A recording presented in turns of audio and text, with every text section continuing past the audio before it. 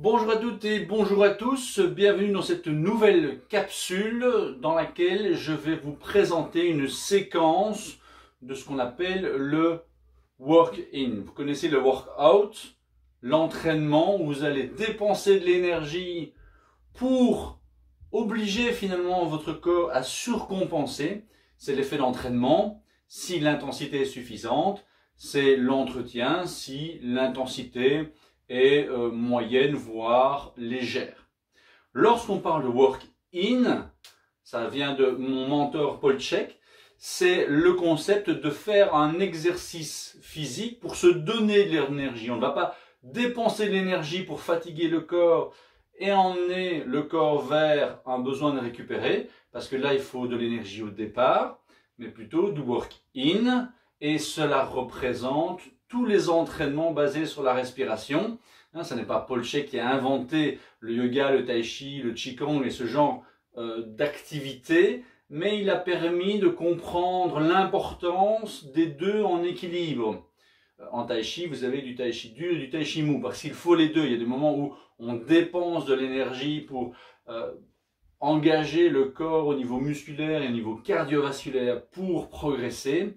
Dans ce cas-ci, soit pour les effets sur la respiration, soit pour les effets sur la récupération active, soit tout simplement quand vous n'avez pas suffisamment d'énergie pour pouvoir récupérer d'un entraînement normal, pour les gens qui sont en fatigue chronique, en burn-out, en pré-burn-out ou en surentraînement, eh bien les work-in sont un moyen de pouvoir continuer à bouger pour tous les effets bénéfiques du mouvement, sans pour ça aller puiser dans ses réserves généralement métaboliques, donc hormonales. Donc ici, je vais vous présenter 3 exercices. Ça va durer une petite vingtaine de minutes, je pense. Ça va dépendre de la vitesse à laquelle vous allez pratiquer cet exercice. Je vais à chaque fois vous démontrer, vous expliquer l'exercice et ensuite le faire avec vous si vous me suivez. Donc voilà, pour les présentations, eh bien, mon nom est David Germeau, je suis Health Plan Designer en santé globale, donc un designer de programme santé en alliant la nutrition, l'activité physique et la récupération. Nous sommes en plein dans cette thématique de la récupération active. Et donc le premier est un de mes exercices préférés. Je peux également les présenter sous forme d'échauffement avec mes coachés. Vous imaginez avoir un ballon entre les mains. Donc il y a des gens qui préfèrent des petits ballons, des grands ballons. Et en fait, vous allez vraiment vous concentrer sur la densité de l'air entre vos deux mains. Donc c'est parfois difficile pour les sportifs, pour ceux qui ont vraiment un cerveau, un mental qui agit sur la logique, qui veulent des efforts, sinon ils ne sentent pas qu'ils ont travaillé. Détrompez-vous, c'est vraiment comme ça que on peut regagner de l'énergie. Je suis passé à travers 2 burn-out, 2 types de surentraînement burn-out, un mixte entre les deux. Et bien c'est grâce à ça que j'ai pu récupérer, et c'est également grâce à ce type d'exercice que j'ai pu continuer à m'entraîner dans des périodes très difficiles physiquement et mentalement. Et donc vous avez ça entre les mains, vous avez l'écartement des jambes plus importante que les hanches, vous avez les jambes légèrement fléchies et vous allez dessiner un 8 couché. Donc j'ai mon ballon d'énergie et je vais fléchir la jambe droite, j'ai la jambe gauche tendue, j'inspire sur la montée, je souffle sur la descente, je transfère le poids d'un côté à l'autre, j'inspire vers le haut et je souffle vers le bas. Et je le fais avec le moins d'effort possible. Je peux le faire les yeux fermés, je peux le faire les yeux ouverts, mais comme on veut se concentrer sur la respiration, sur les sensations, c'est toujours mieux de le faire les yeux fermés. Ok? Donc vous l'avez testé, vous avez l'écartement des jambes qui est confortable, il n'y a pas de au centimètre près. Les genoux sont légèrement fléchis, on relâche les épaules et donc on va le faire 18 fois ensemble. D'accord? Donc 18 fois le complet. Donc je commence d'un côté ou de l'autre, j'inspire. Et je souffle. Alors aujourd'hui on le fait ensemble, donc vous allez être un peu obligé de suivre, j'inspire vers le haut, mon rythme. Mais ce ne sont pas des exercices qui sont difficiles au niveau technique, je souffle. Et donc très vite vous allez pouvoir le faire seul. Inspirez vers le haut, soufflez vers le bas, je glisse d'un côté à l'autre. Le bassin reste à la même hauteur. J'inspire vers le haut et je souffle. J'inspire 3 et je souffle.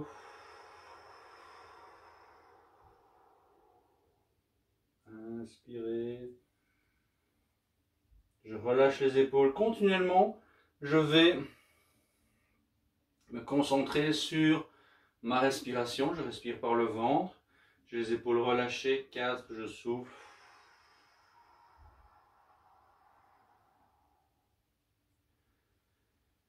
J'inspire en montant. Et je souffle.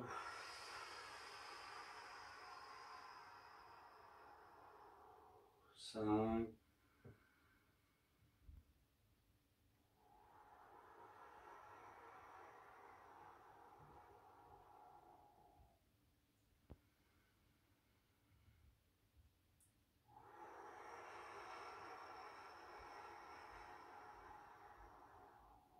6.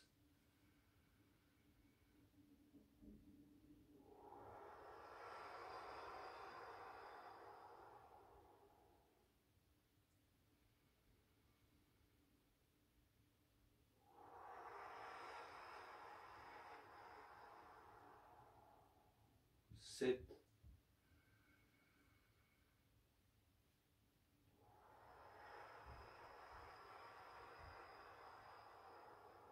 Voilà, parfois la difficulté, inspirer et souffler. La difficulté sera de rester concentré sur le mouvement. 8, inspirer. Et ne pas avoir l'esprit qui se balade dans la liste de courses sur autre chose, parce que l'exercice est simple. Contrairement à la course à pied par exemple, où vous allez avoir difficile, donc vous ne pensez à rien. Ici non, vous avez tout le loisir de penser à plein de choses, mais non. Restez concentré. 9. Et soufflez.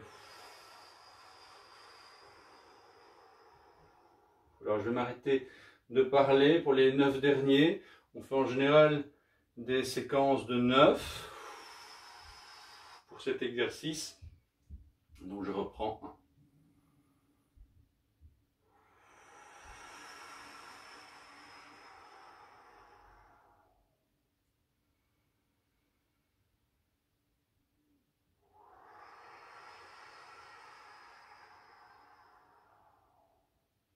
2.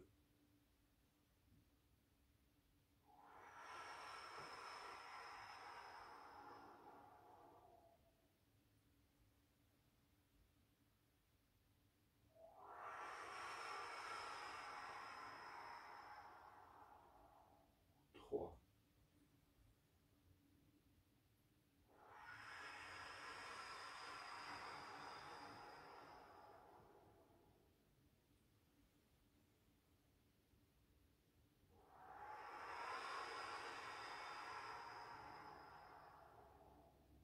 4.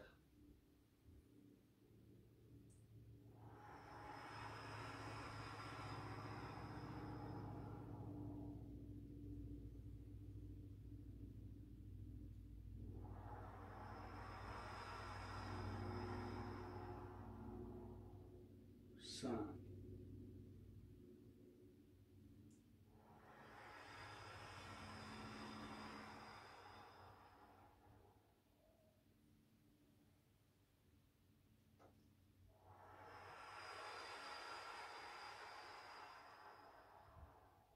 6. 7.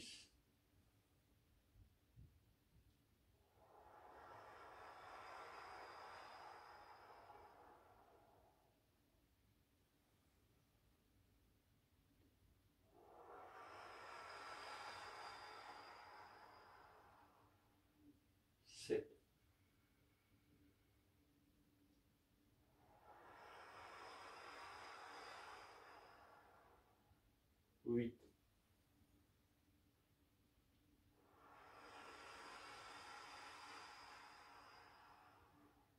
9, 10.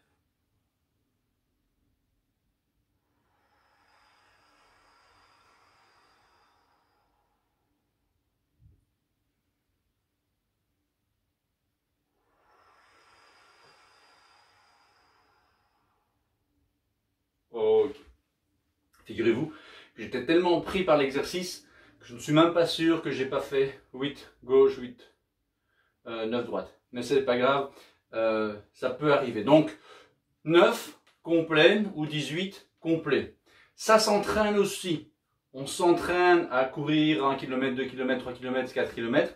Et bien ici, on s'entraîne à être de plus en plus concentré dans le mouvement. Finalement, le décompte est moins important que pouvoir se concentrer sur la respiration, sur la vitesse et de plus en plus lent éventuellement. En tant qu'entraîneur, je le vois quand les gens commencent à penser à autre chose, ils commencent à accélérer, parce qu'au plus on accélère au niveau mental, au plus les mouvements s'accélèrent. D'où l'expression courir comme un dératé. Et donc, l'étape suivante serait éventuellement de pouvoir respirer uniquement par le nez. Deuxième exercice, c'est un exercice très intéressant parce qu'il vous permet de voir aussi également comment vous progressez. C'est le breathing squat, donc le squat, l'air squat ou le breathing squat. Vous pouvez avoir les bras croisés devant vous, hein, avec un petit travail au niveau des épaules, c'est encore mieux, ou relâcher, ou les bras comme ceci, hein, en imaginant avoir, je sais pas moi, quelqu'un à qui on fait un gros câlin. On peut également travailler au niveau des bras. Aujourd'hui, on va uniquement travailler au niveau des jambes et vous allez adapter le mouvement par rapport à la souplesse des hanches et à la force des genoux des hanches. Donc ça dépend un petit peu de votre santé ostéo-articulaire. Ce qui est important, c'est de travailler sur 4 secondes pour descendre, 4 secondes pour monter. L'exercice va stimuler l'augmentation de la fréquence cardiaque, donc pour les connaisseurs, l'orthosympathique ou le sympathique, et la respiration va stimuler le parasympathique. Donc c'est un peu comme le frein, la relaxation de la fréquence cardiaque, au niveau du cœur en tout cas. Donc ici, on va logiquement en faire une petite dizaine aujourd'hui, mais l'idée c'est d'en faire de plus en plus. Donc tous les jours, vous pouvez augmenter d'une répétition pour finalement arriver dans la médecine et la gymnastique chinoise, dans le taoïsme, à 100 répétitions. Donc en général, les 30 premiers sont faciles à atteindre. Arriver à 50, c'est déjà plus difficile. J'ai très peu de coachés qui ont la discipline et le système nerveux pour arriver à 100 répétitions avec la fréquence cardiaque qui est contrôlée. C'est-à-dire que si je vais souffler 1, 2, 3, 4 jusqu'en bas, ici je suis assis sur mes talons, ça dépend de la souplesse de vos hanches et de vos genoux et de la santé de vos genoux, et je vais remonter 1, 2, 3, 4. Il faut éviter de faire 1, 2, 3, 4, 1, 2, 3, 4. Non, on est en mouvement sur 4 secondes vers le bas, on est en mouvement sur 4 secondes pour remonter. On va le faire ensemble sur une série de 10, et normalement, vous allez le plus loin possible et vous vous arrêtez au nombre maximal, c'est-à-dire le nombre de répétitions auquel vous sentez que votre respiration s'accélère et vous devez arrêter. Quand vous devez reprendre une respiration pour repartir, ben vous arrêtez. Le but, encore une fois, c'est de travailler au niveau du système nerveux. C'est du work-in, c'est vous donner de l'énergie. À partir du moment où vous passez en work-out, c'est-à-dire que la respiration, vous ne savez plus la contrôler, eh bien vous arrêtez. Je vais choisir cette version-ci. Donc on descend les épaules, on relâche les épaules, les coudes sont relevés, j'inspire et je souffle en descendant. 1, 2, 3, 4 et je remonte. 1, 2, 3, 4. 2, 2, 3, 4. 2, 2, 3, 4. 3, 2, 3, 4. 3, 2, 3, 4. Je ne dis plus rien.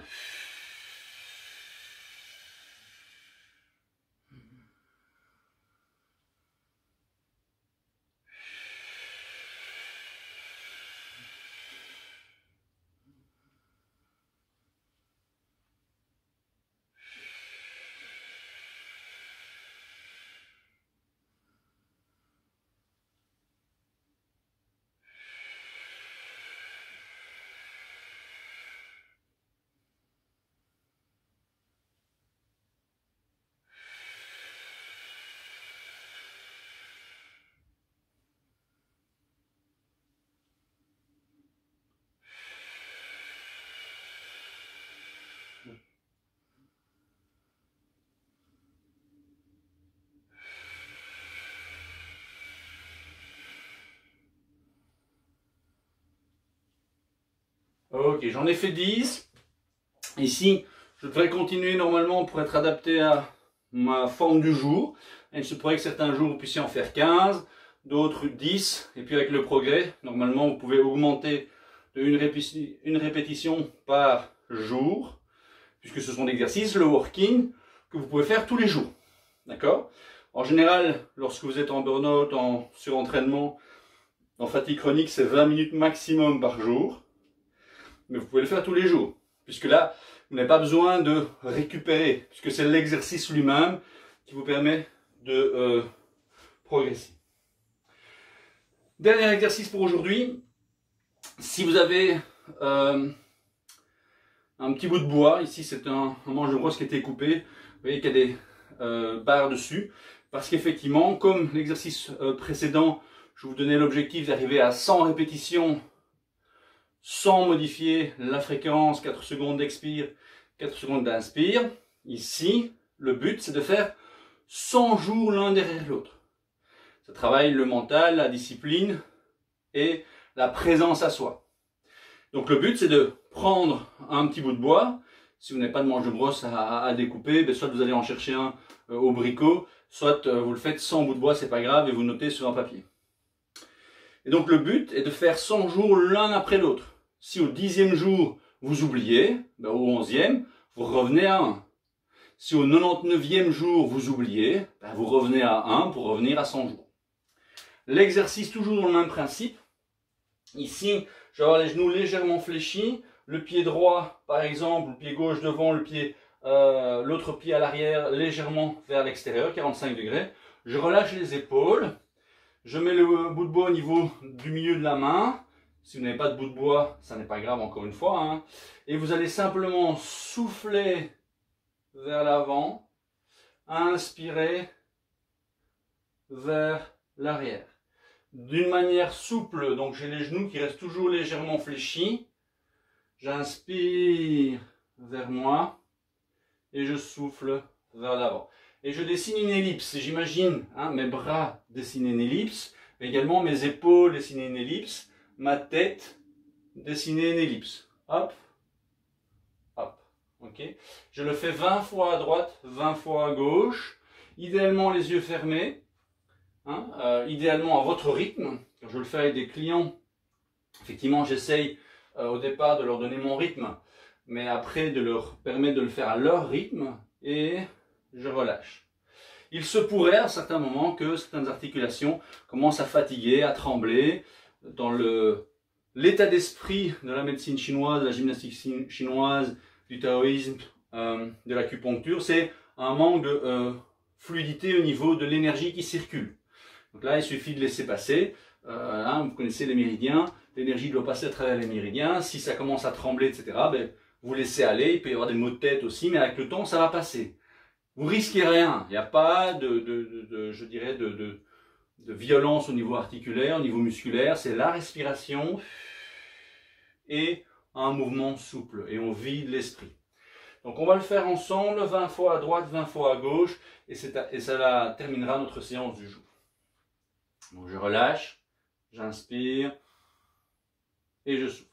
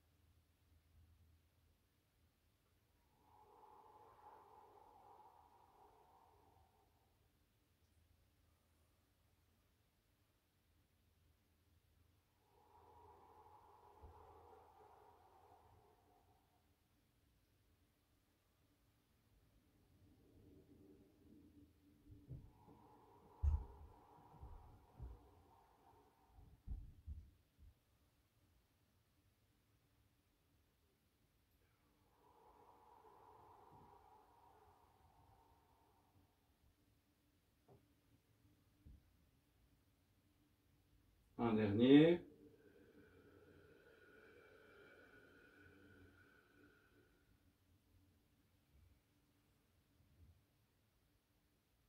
Ok, on en a fait 20. On change simplement de jambe. Et on essaie vraiment de se remettre tout de suite dans l'exercice. Je relâche les épaules et je suis parti.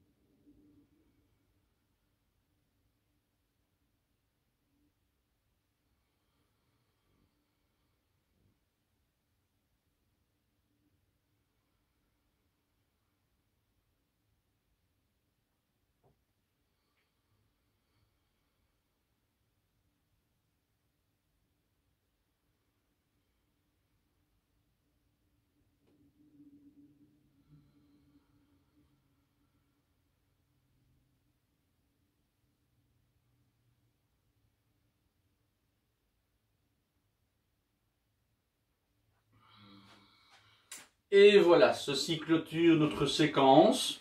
Je vais vous proposer en deuxième vidéo la même séquence d'exercices mais sans les explications. Comme ça, vous pouvez les faire vous-même en suivant mon exemple sans spécialement devoir écouter à chaque fois les explications.